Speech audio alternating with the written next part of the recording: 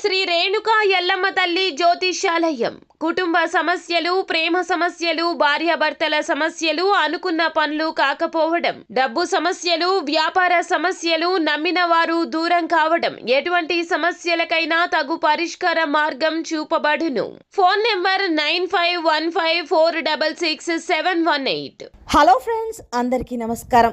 ముందుగా మీరు మా ఛానల్ని సబ్స్క్రైబ్ చేసుకోకపోతే సబ్స్క్రైబ్ చేసుకొని పక్కనే ఉన్న బెల్ ఐకాన్ని క్లిక్ చేసి ఆల్ సెలెక్ట్ చేసుకోండి.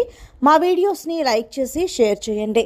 రేపటి నుంచి ఆగస్టు 28లోపు కుంభరాశి వారు ఓ భారీ ప్రమాదంలో ఉండబోతున్నారు. ఇప్పుడే జాగ్రత్త పడితే మీరు వెంటనే బయటపడవచ్చు. ఇక మళ్ళీ చెబుతున్నాను, రేపటి నుంచి ఆగస్టు 28లోపు కుంభరాశి వారు ప్రమాదంలో ఉన్నారు.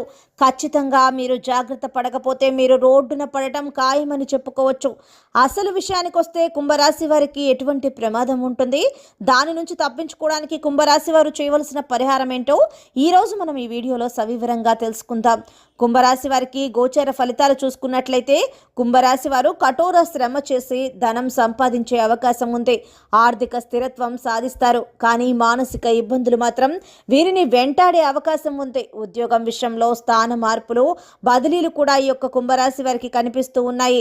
స్నేహితులు మరియు కుటుంబానికి దూరంగా నివసించే పరిస్థితి కుంభరాశి వారికి ఏర్పడబోతోంది. ఈ యొక్క శ్రావణ మాసంలో నిర్మాణాలు చేయటం, నివాసం ఏర్పాటు చేసుకునే పనిలో నిమగ్నమై ఉంటారు. ఉద్యోగస్తులకు పని ఒత్తిడి ఎక్కువగా ఉండే సూచనలు అయితే కనిపిస్తూ ఉన్నాయి.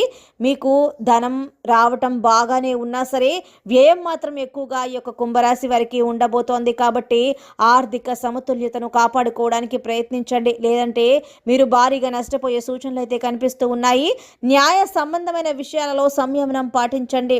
అది మీకు అనుకూల ఫలితాలను అందుకోవడంలో మీకు ఉపయోగపడుతుంది.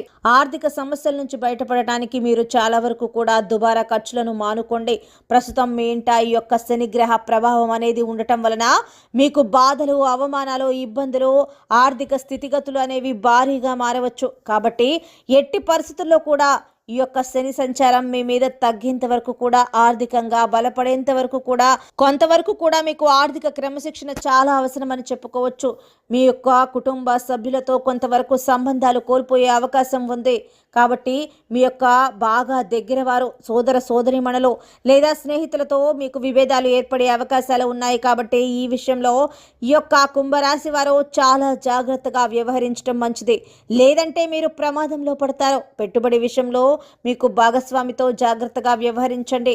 అంతేకాదు మీ యొక్క వ్యాపార భాగస్వామితో మీకు విభేదాలు ఏర్పడతాయి. ధన సంబంధిత విభేదాలు ఎక్కువగా వచ్చే సూచనలు కనిపిస్తూ ఉన్నాయి. తద్వారా మీకు గొడవలు జరిగే సూచనలు కూడా ఉన్నాయి. కాబట్టి ఈ విషయంలో మీరు చాలా జాగ్రత్తగా వ్యవహరించడం మంచిది.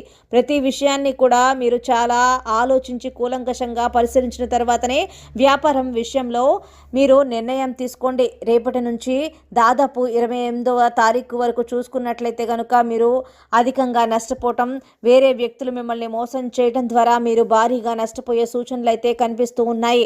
స్వక్షేత్రంలో శని యొక్క సంచారం వల్ల ఏ ఒక్క రంగంలో ఉన్న వారికైనా సరే కుంభరాశి వారు మిశ్రమ ఫలితాలను, నష్టాలను చవి చూడబోతున్నారు.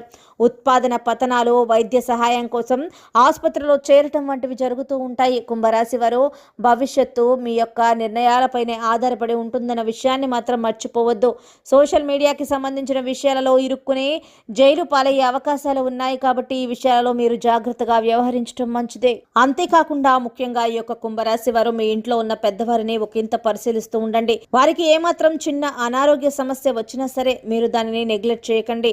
ఇక కుంభరాశి వారు చేయవలసిన పరిహారం ఏమిటంటే కనుక శనిదేవుని అనుగ్రహం కోసం శనిదేవుడికి మీరు తైలాభిషేకం చేయండి. నువ్వుల నూనెతో తైలాభిషేకం చేసి నువ్వులు బెల్లంతో చేసిన ప్రసాదాన్ని దేవునికి నైవేద్యంగా పెట్టండి.